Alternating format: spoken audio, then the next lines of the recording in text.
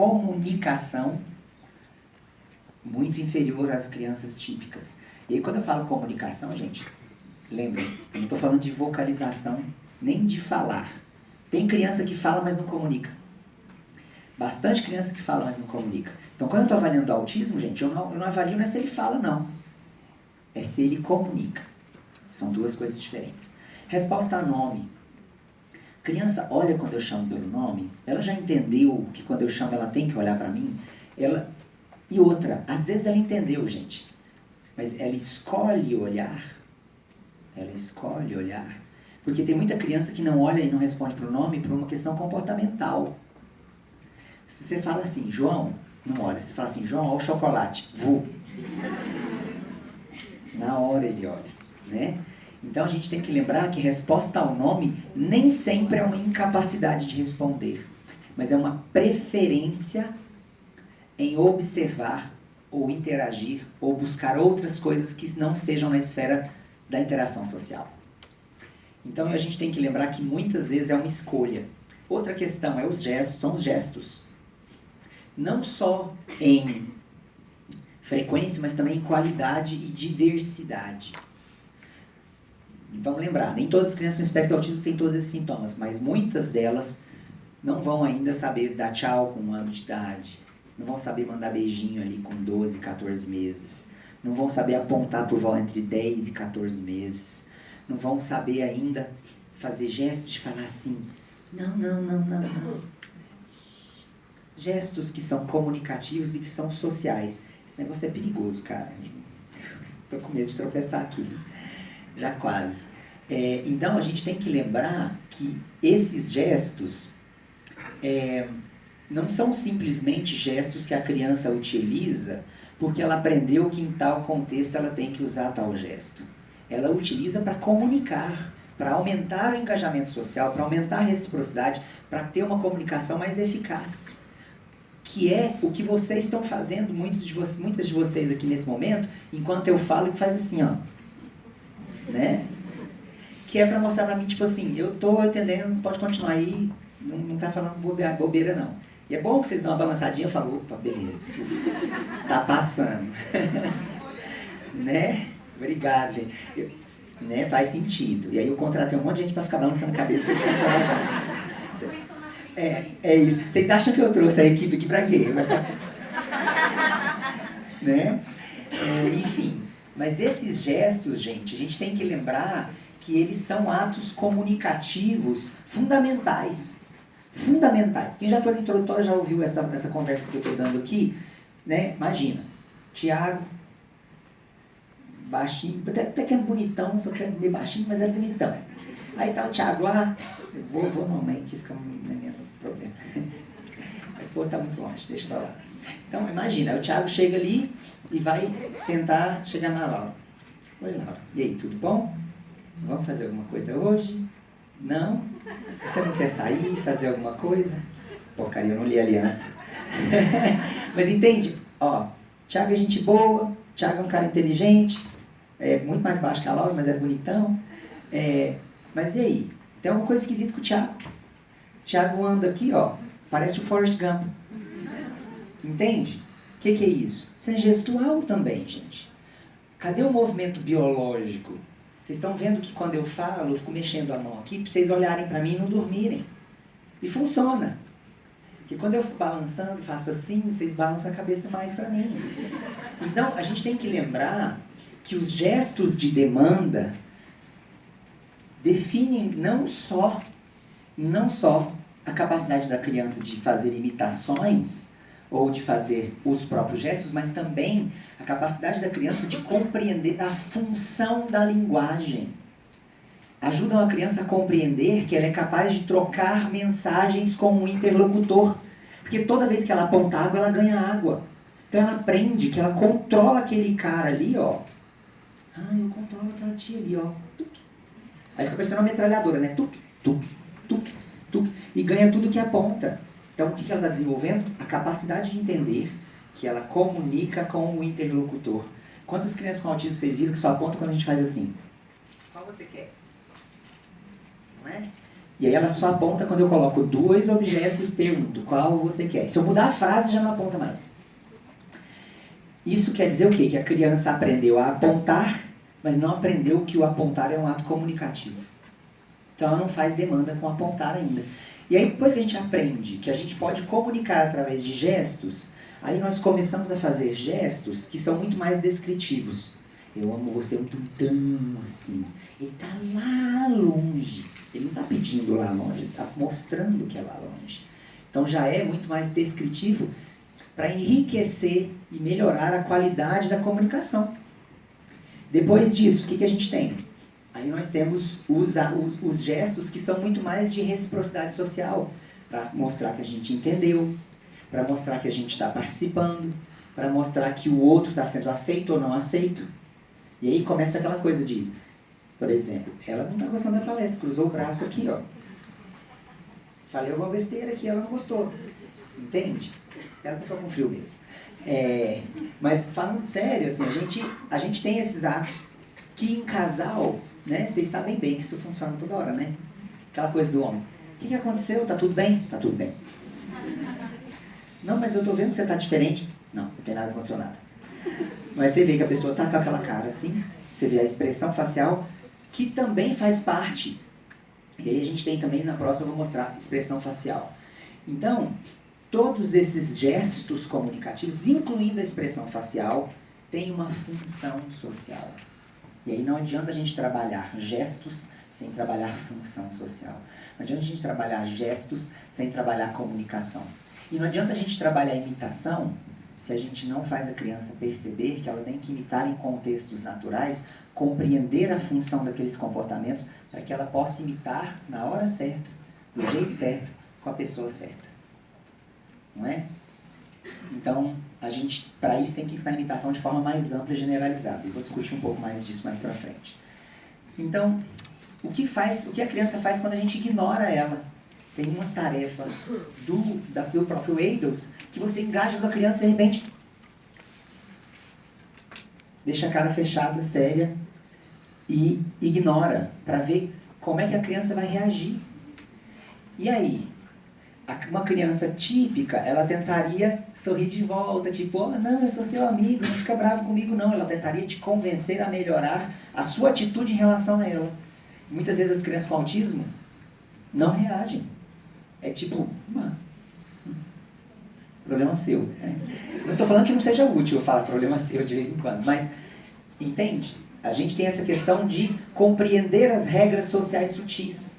Compreender que quando alguém está bravo comigo, que eu posso manipular o comportamento dessa pessoa para que ele melhore o comportamento dela comigo e entender como é que eu faço isso e quando é que eu faço isso. Isso é uma questão, tá vendo? O coração disso é social, gente. O coração disso é social. Partilha do prazer na interação. E isso a gente vê, aquela tarefazinha com as bolhas, né? Que aí você solta a bolha de sabão e às vezes você vê a criança pulando de alegria, fazendo flapping de alegria, mas ela não olha para o interlocutor para partilhar. Tipo, você tá vendo que legal que eu tô vendo? Você tá vendo que eu tô vendo?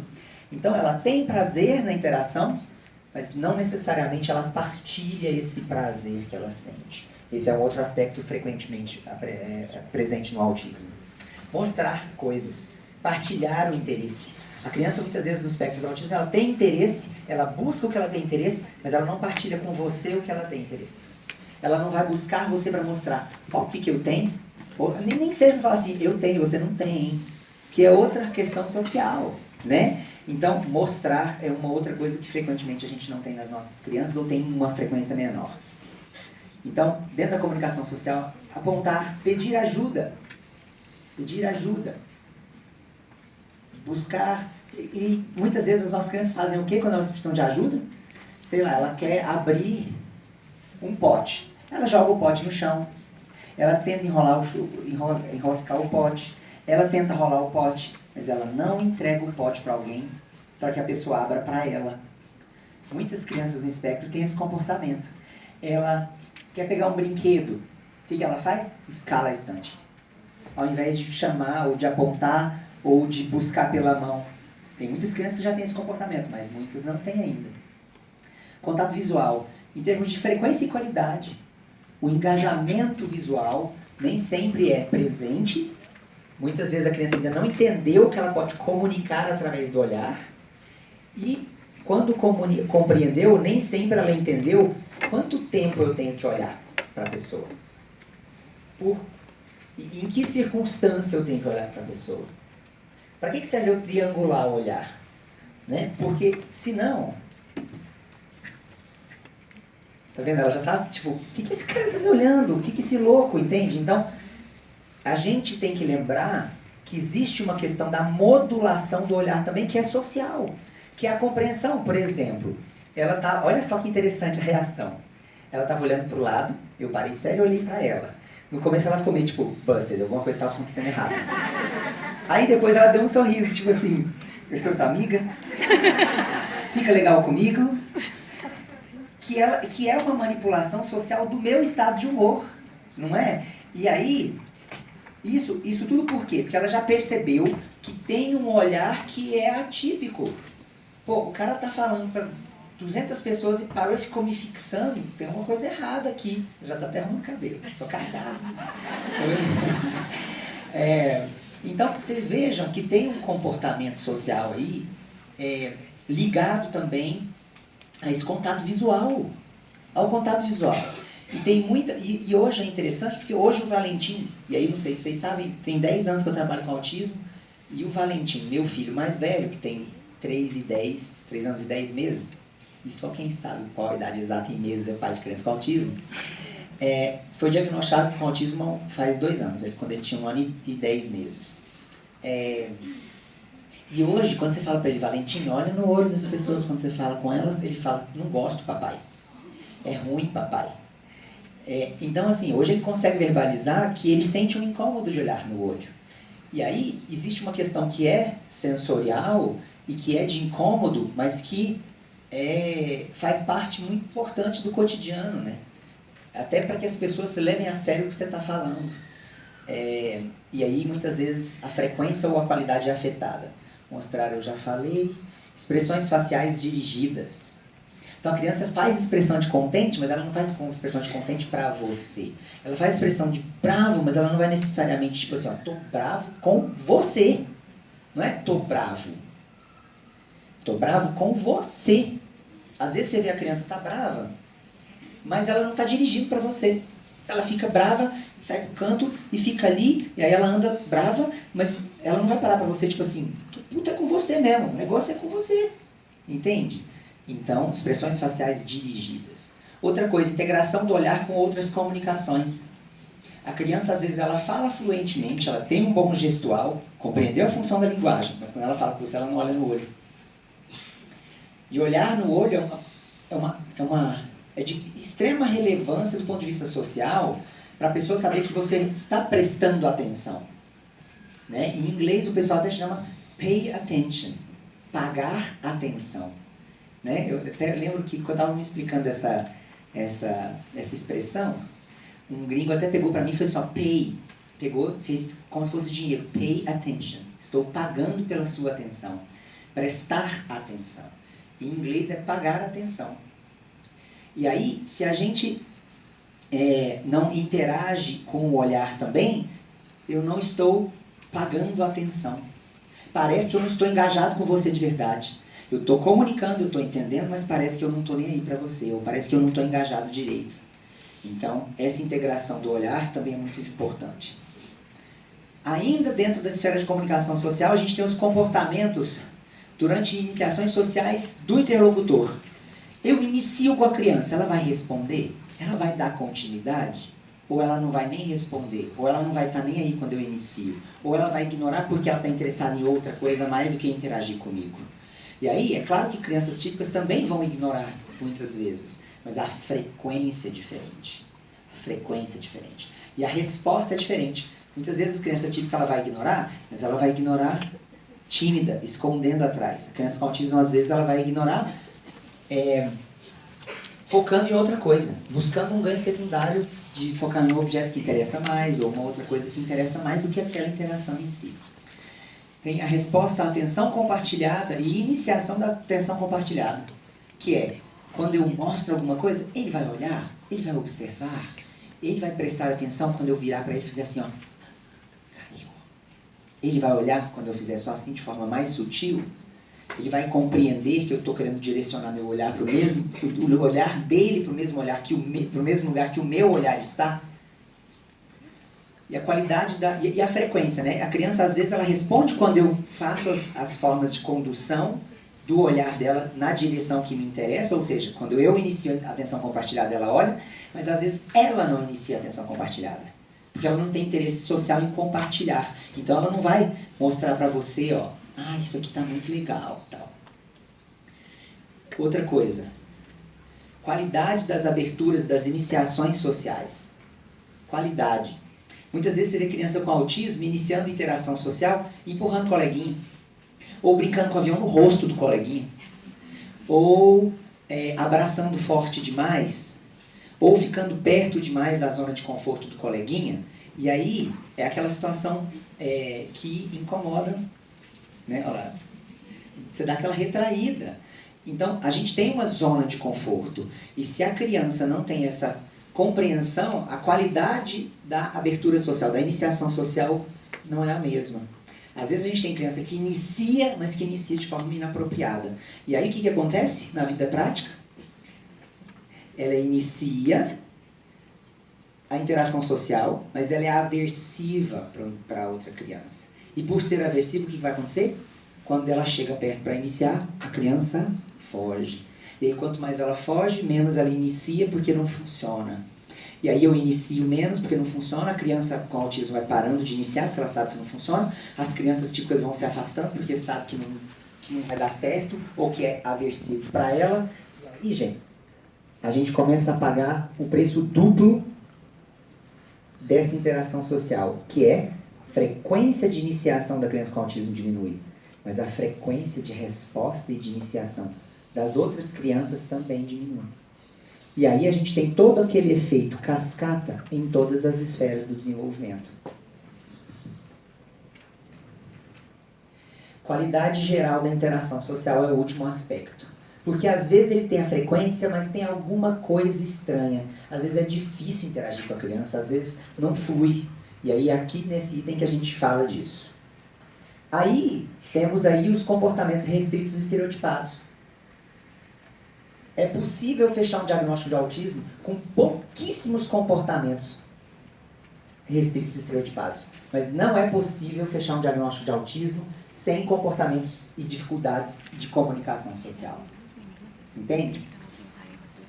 Então a gente às vezes tem interesses sensoriais inabituais. Por exemplo, criança que adora ficar dando descarga para ouvir o barulho, que fixa o ventilador, que fixa ou que fica buscando um ângulo específico da luz que passa dentro do buraquinho daquela coisa ali, ele fica buscando.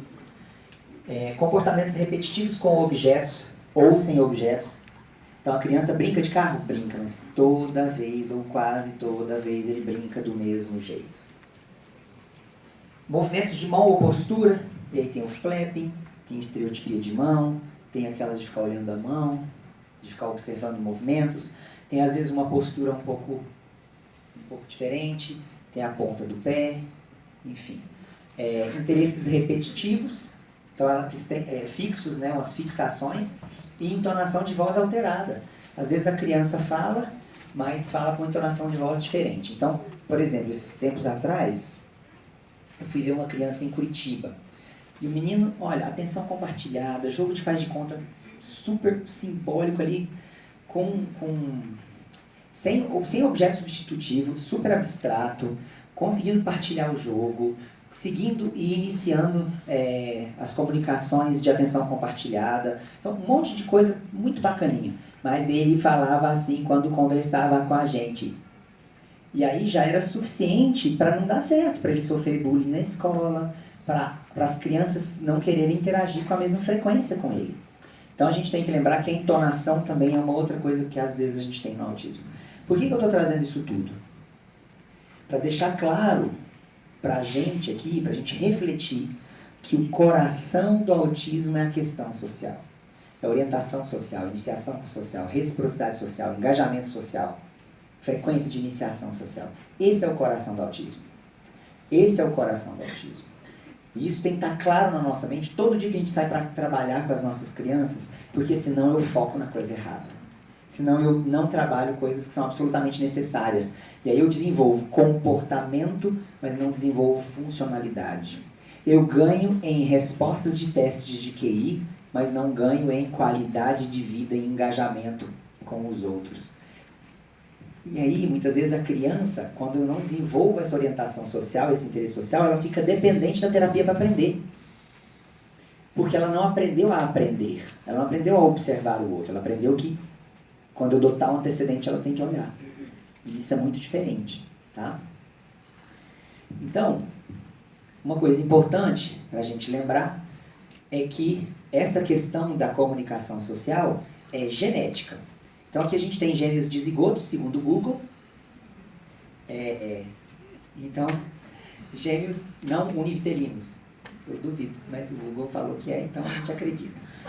Então, de 2 a 19% de concordância. Então, se eu tenho, na população geral, a gente tem de 1 a 1,5% de chance de ter um filho com autismo se não tiver ninguém com autismo na família. Se já tiver uma criança com autismo, o segundo filho tem ali até 19% de chance de também desenvolver autismo.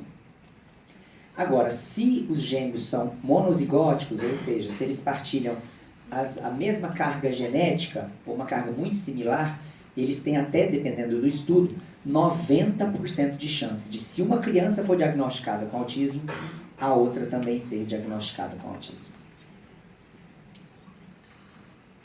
Uma coisa importante também da gente lembrar é que as crianças com autismo, não é que elas não têm orientação social, é que frequentemente elas têm menor orientação social. Esse estudo comparou crianças com autismo e crianças com desenvolvimento típico. E aí eles colocavam crianças fazendo yoga num lado da tela e do outro lado aqueles screensaver. Vocês lembram daqueles screensaver que ficavam passando na tela? Então vocês estão tudo entregando a idade. Já não faz tempo que não tem mais aquilo, né? Mas, enfim. Aí eles colocaram aqui de um lado, crianças fazendo yoga de um lado e screensavers do outro, né? Aquelas coisas de telinha que ficavam mexendo. Aí, olha só que coisa interessante. A distribuição da atenção de crianças de 14 a 42 meses com autismo era quase a mesma preferência de olhar. Elas passavam quase o mesmo tempo. Olha só, essas crianças aqui passavam pouco tempo olhando para cá e muito tempo olhando para cá. E essas, então a gente consegue ver que essas aqui passavam muito tempo olhando. Esses aqui olhavam muito para este. E esses aqui olhavam muito para as crianças. Então quer dizer que criança com autismo não olha para as crianças? Não. Mas que a gente tem no grupo em geral uma distribuição muito mais heterogênea de atenção entre objetos e pessoas. Quando a gente tem aqui um grupo de crianças típicas, olha só a preferência de olhar. Elas passavam o tempo quase inteiro olhando para as crianças fazendo yoga e quase nada para a coisa de tela. Salve esse cara aqui que é engenheiro, ó. Vai ser engenheiro esse aqui. Ou TI. Tô brincando. Médico também pode ser. Sacanagem, né? Mas vamos lá. Outra coisa que a gente vê é que com 12 meses de idade, as crianças que vão no futuro desenvolver um diagnóstico de autismo passam mais tempo prestando atenção em sons de carros e motores e barulhos de máquinas do que em vozes, tem menos interesse por vozes. Quem observa objetos, aprende sobre objetos. Quem observa pessoas, aprende sobre pessoas. Quem ouve barulhos de máquinas, aprende sobre o timbre, sincronia, frequência de barulhos de máquinas. Quem ouve vozes e presta atenção nas vozes, aprende mais facilmente a falar, inclusive.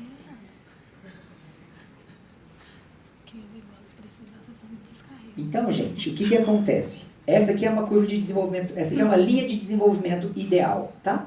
Com 1 ano de vida, a criança tem 1 ano de desenvolvimento de QI. Eu estou usando QI porque é um indicador bastante robusto, tá?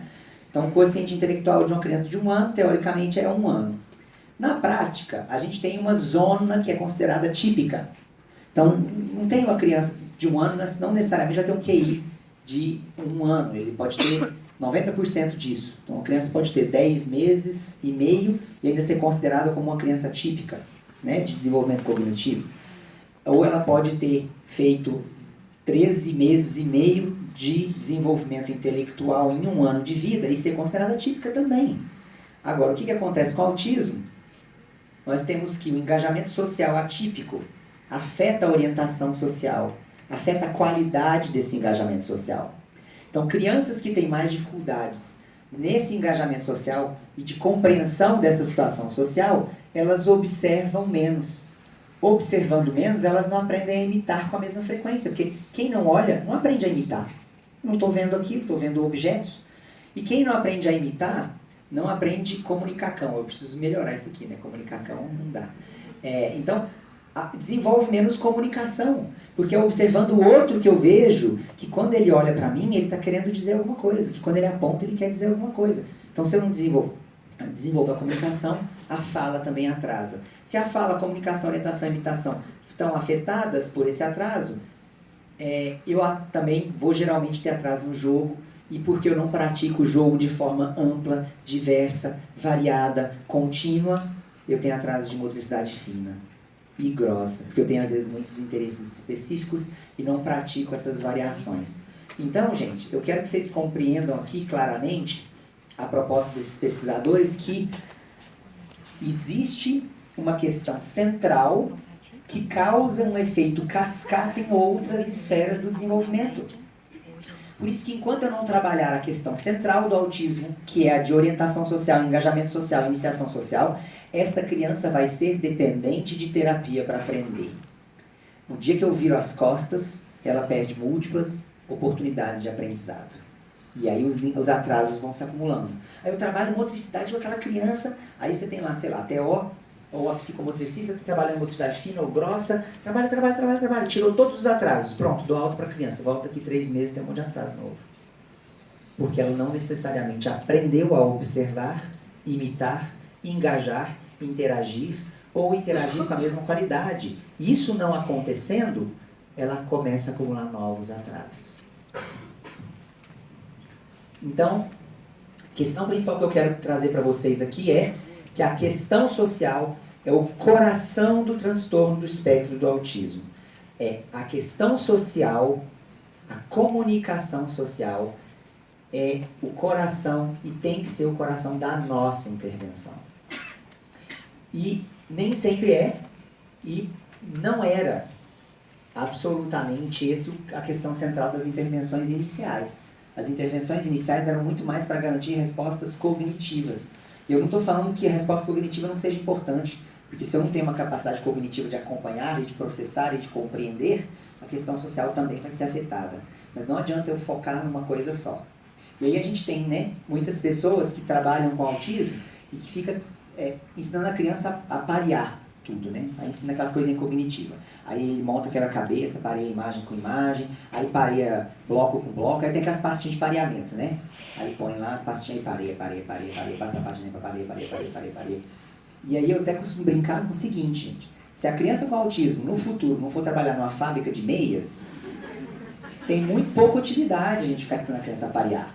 E aí a gente fica ensinando a parear, se esquecendo do seguinte: essa frequência de pareamento era de uma época em que a intervenção tinha grandemente uma função ocupacional.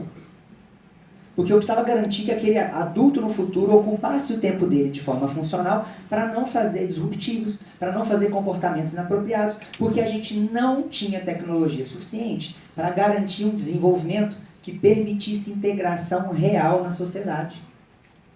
E aí o que a gente faz? Continua ensinando esses monte de pareamento aí. Então, vamos ficar atentos. Meus objetivos de trabalho têm que ser funcionais. Tem que ter um objetivo de readaptação dessa criança e de integração dessa criança. Então, eu vou falar um pouquinho desse caminho de naturalização da intervenção, que não é só do modelo precoce de Denver, que não é uma coisa que está acontecendo só no Brasil. Por exemplo, hoje na Califórnia, o pessoal do Mind Institute e o pessoal do PRT, do Scodio lá em São Francisco, estão tendo dificuldades de achar um grupo controle para os estudos que eles fazem. Porque a intervenção baseada na análise aplicada do comportamento já está tão naturalizada na Califórnia, e aí, gente, Califórnia que é a meca do autismo, não é Miami não, viu? E a gente fica, só brasileiro vai para Miami. O melhor lugar que tem para a intervenção precoce em autismo no mundo é a Califórnia. E lá a intervenção já está tão naturalizada que quando eu quero comparar ABA e Denver, eu vou olhar o grupo de ABA, meço fidelidade do ABA, os bichos têm quase fidelidade de Denver. A dificuldade não dá estatística, não dá uma diferença estatisticamente significativa para que eu possa usar aquela outra intervenção como grupo controle. Porque é como se fosse quase a mesma coisa. E a gente ainda não está nesse né? Nós ainda não estamos. Mas se a gente olha a intervenção do Brasil de 5 anos para cá, né, a diferença já é bastante importante. Ainda não é generalizado, mas já é bastante importante. Eu me lembro que há uns 6 anos atrás, eu fazia parte da Associação Canadense, ali, pela província do Quebec, de análise aplicada do comportamento. E eu fui para um congresso em Minneapolis. Eu encontrei a Marta Hubner, que é aquela brasileira que era presidente da Associação Brasileira de Análise Aplicada do Comportamento. E aí eu estava com o Heward, que é um pesquisador de análise aplicada do comportamento, e discutindo com a Marta sobre a intervenção no Brasil, porque eu conheci muito pouco da intervenção no Brasil há 6 anos atrás. E aí ela foi explicando e falando que a gente, do ponto de vista teórico, nós estávamos bastante avançados, mas que do ponto de vista prático, técnico, a gente era muito atrasado. Aí eu ouvi uma outra fala dela, há 1 ano e pouco atrás, e ela já teve um discurso completamente diferente. Ela já teve um discurso falando que já existem muitos centros hoje no Brasil que têm intervenção muito similar ao que a gente encontra nos Estados Unidos. E é verdade. Não é generalizado, mas a gente já tem muito boas intervenções, muito boa qualidade de intervenção em alguns casos aqui. Então eu vou mostrar aqui um estudo, vocês vão ficar até um pouco assustados, mas esse aqui é o Old School ABA, né? É o ABA classicão. Então vocês vão ver um pouquinho da intervenção de Lovaas, que não faz tanto tempo assim não, gente. Muitos de vocês já estavam nascidos, eu ainda não. Sacanagem, né? Mas vocês vão ver que pra gente soa quase agressivo. E às vezes é mesmo. Mas a gente tem que lembrar o seguinte, nessa época a gente não sabia que crianças com autismo podiam se desenvolver. A gente não sabia que essas crianças podiam aprender. E essas metodologias que eles colocaram, inclusive com punição, né? Punição aí já não estou falando no sentido de reduzir frequência de comportamento, não. Estou falando com punição mesmo.